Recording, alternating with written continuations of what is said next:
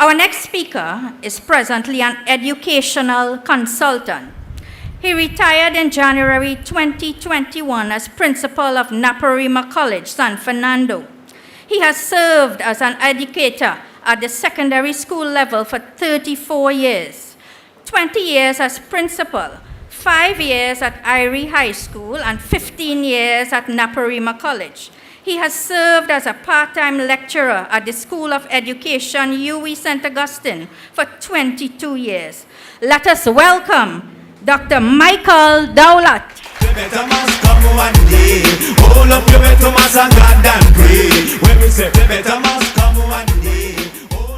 Thank you very much, Councillor Gosain, for that extraordinary introduction. Good evening to our political leader of the United National Congress, Mrs. Kamla Prasad Bisesa, Senior Counsel, to our deputy political leaders, all members of parliament, all distinguished guests, and especially to the people of La Hoqueta Talparo. Give yourself a round of applause. When I came in here this evening, I was warmly greeted, even though I was from South and it's the first time I'm visiting. You know, you could feel the warmth of the people here, and I want to congratulate you on that. So good evening, my fellow citizens and all supporters.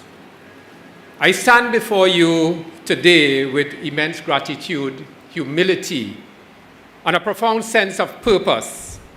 I'm deeply honored to have been chosen as United National Congress candidate for the San Fernando West constituency in the upcoming 2025 general elections. This opportunity is both a privilege and a responsibility, and I'm committed to working tirelessly to serve the people of this great constituency and our beloved nation. First and foremost, I wish to express my heartfelt thanks to the esteemed leadership of the UNC, to our political leader. Thank you for placing your confidence in me, your unwavering dedication to the people of Trinidad and Tobago, and your tireless advocacy for justice, equality, equity, and progress have inspired so many, including myself, to step forward in service. Mrs. Prasad Bisesa, your vision for a united, prosperous, and thriving Trinidad and Tobago resonates deeply with me. You have demonstrated the courage and wisdom necessary to navigate these challenging times, and I'm honored to be part of your team, a team that shares a collective commitment to rebuilding, restoring, and revitalizing our nation. Thank you, political leader.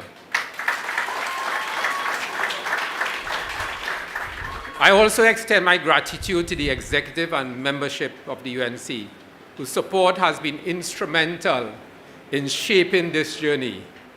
You have created an environment where leaders can emerge, ideas can flourish, and most importantly, the voices of the people can be heard. Let's congratulate our executive. To the people of San Fernando West, I'm here because of you, your resilience, your strength, and your determination to see a better tomorrow. Those are the things that motivated me to bring back San Fernando to its former glory days. I pledge to listen to you, to stand with you, and to advocate for you in every decision I make. Together, we will work to address the challenges we face, from traffic and parking, healthcare, crime, public health concerns like vagrancy and displaced animals, those deplorable conditions at the San Fernando market. Those people from South, have you visited that market recently? Potholes and traffic congestion. We need a better traffic management plan. And we could start by looking simply at the start time and dismissal time of those inner city primary and secondary schools to ease the traffic congestion at peak times. The closure of the Point-A-Pier refinery 6 years ago is estimated to have affected 50,000 persons and their families, especially those in the fence-line communities of San Fernando West. So many of those small businesses that were operated by decent, law-abiding citizens were forced to close and their standard of living plummeted. The small caterers and entrepreneurs who catered for the shift workers, barbecue vendors, corn soup vendors, doubles and roti vendors, the breakfast caterers, everybody in the area got a chance to make a decent living then. San Fernando was once a thriving center of commercial activity, and it was shocked economically by the closure of this refinery. And I don't think the people of San Fernando and environs have recovered from that betrayal. But this campaign is not about me, it's about us. Our shared aspirations and our collective resolve to make San Fernando West a beacon of progress and hope. I invite each and every one of you to join me in this journey.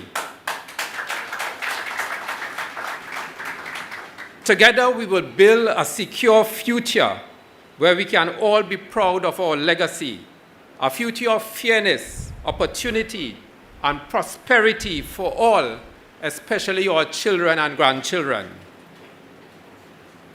Our political leader has articulated many policies for transforming education in Trinidad and Tobago.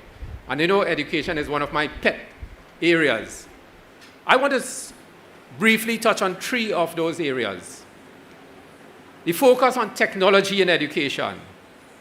Our party plans to integrate computer science and technology, software development into the national curriculum. And if you look at the newspaper today, you see the present government scrambling to try some of those things. Infrastructure development. Our UNC party intends to prioritize school infrastructure development and to provide resources to the underserved.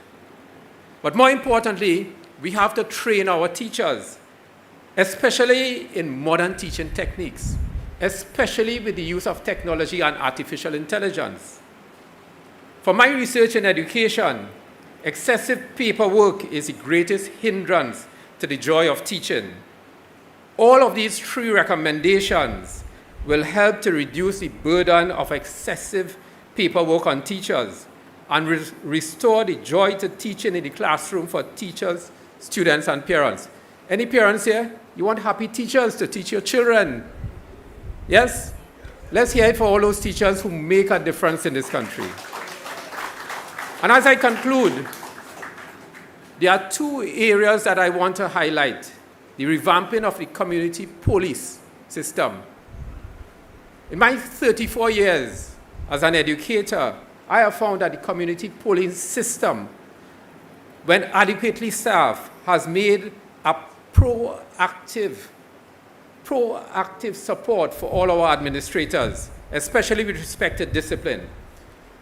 And the second recommendation is assigning medical doctors to a school or a group of schools. And amongst other things, you know what this will do? This will help to diagnose those students who have special needs. And therefore, we will capture them earlier, and we will be able to make a difference in their lives and their families. And I want us to go back and look at the mission of the UNC. It starts off with building a knowledge-based society with a globally competitive, technologically driven, diverse economy. So I want to thank you all. May God bless all of you. May God bless the UNC. May God bless our political leader.